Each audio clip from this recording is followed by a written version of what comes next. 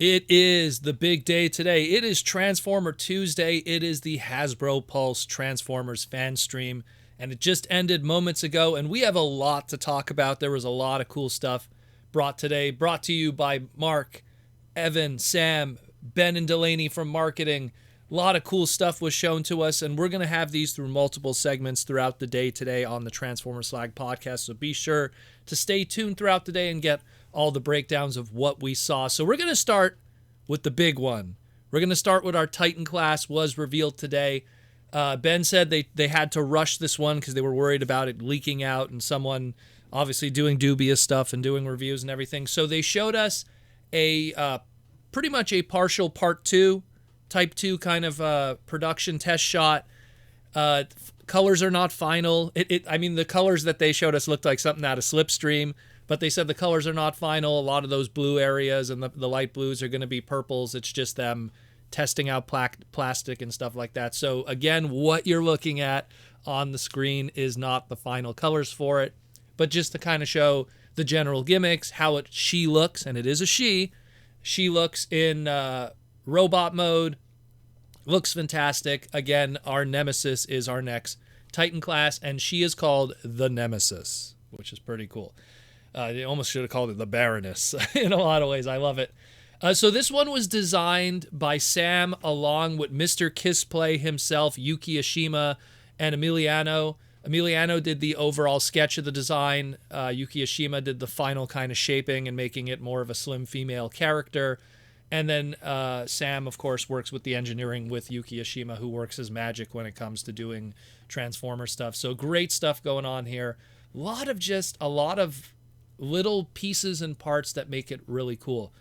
We'll start with, of course, the Nemesis mode itself. So it has the little boarding bridges that we saw in Morta Meets the Eye Part 1, the first episode of G1, where they board the Ark and it had this little boarding bridge. It has loading ramps on the back, kind of similar to what the Ark did too, where it had this little loading ramp. They addressed the fact that this is a design that is very hard to kind of have sitting down on a desk proper due to the way that the wings are done in that kind of like sunfish style, if you will. So you can like prop it upright to kind of do like a traditional shuttle launch NASA kind of thing. But they really wanted to have something where it could still sit flat on a table. So the lower wings could actually split open and sit flat. So you can do that style if you want. So that's a nice extra touch. It didn't have to be done, was still pretty cool that they did it. There's a lot of turrets all over it. The command ship, the actual like cockpit itself on the roof has a turret there. There's a whole bunch of 3mm pegs for blast effects all over it. So it could be used that the ship is getting hit by stuff, or it's using it as thrusters. So that's a nice little touch with that too. Just looks absolutely fantastic. And again, they're stressing that ignore how the colors look. The purples will be done properly. And the plan is that they're going to get the final test shot with the proper colors within the next few weeks. And then Sam will do an extremely extensive photo shoot, which will probably be featured at some point, probably on the Instagram of Hasbro Pulse. So stay tuned for that in the near future.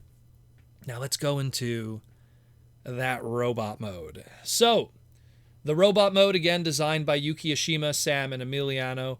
And they're going for, and I'm telling you, this is a Yuki Ashima thing. Yuki Ashima, big fan of Gunbuster. I am too. Gunbuster is just one of those quintessential animes that you just have to see if you're a mecha fan.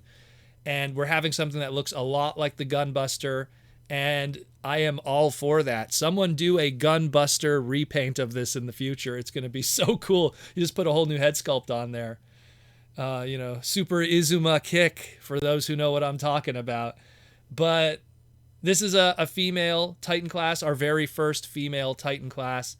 Has the head sculpt obviously is based off of the Decepticon emblem, just trying to parallel that, of course, with the Ark, with the last Autobot having that Autobot kind of shaped head sculpt. What's cool about this head sculpt, though, it actually has a blast shield that comes down that kind of closes up that Decepticon emblem logo and make it even more nice. So there's a little extra bit of articulation and design with that head sculpt. The blast shield comes back to show that feminine face. Chest also opens up to reveal a Decepticon emblem too, so that's a nice little extra touch of storytelling and veneering on the surface. A lot of really cool little things there. Again, Yuki Oshima going with that slimmer kind of feminine body with the gunbuster kind of look there. Again, pulling back to that, Gynex Anno era of mecha, which, I mean, someone like me absolutely will 100% be behind. And then there's even more storytelling elements that I'm all over that I really love with this. So there's these things that Sam refers to as Omega ports on the arms. On the arms, there's these ports that open up, which reveal a bunch of little slug figures, the little tiny slug figures of alt modes of Decepticons. There's one mini Tetrajet Cybertronian Seeker. There's one vanilla Seeker Jet, and I call it vanilla because it could be either any of the traditional Seekers, whether it be Starscream, Thundercracker, Skywarp, Sunstorm, or whatever, because they're all done in a single color molded kind of dark blackish gray from the video that we saw here.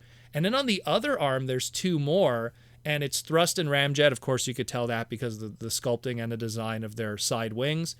So that's kind of, again, that extra storytelling element because the cone heads were inside the Nemesis on Earth when it crashed. So that's a nice little extra there. At some point, I'm pretty sure we're going to get Dirge also as a little slug or something. I think Dirge got enough love in this stream already. So I'm pretty sure that was probably planned in advance. But I'm pretty sure we'll get a Dirge at some point, and then you could complete the trio. But that's fantastic that extra little element was included there. Didn't have to be there, but that is there too. And that's pretty cool to kind of keep the scale and just show how titanic this thing really is in a lot of ways. Really cool. Extra play value too. The shins that make kind of some of the wings and everything can be popped off and then combined, and then a cannon flips out to make some guns for the forearms. The shoulder wings on the top of the robot mode could come off and make these little axes that the figure could hold to.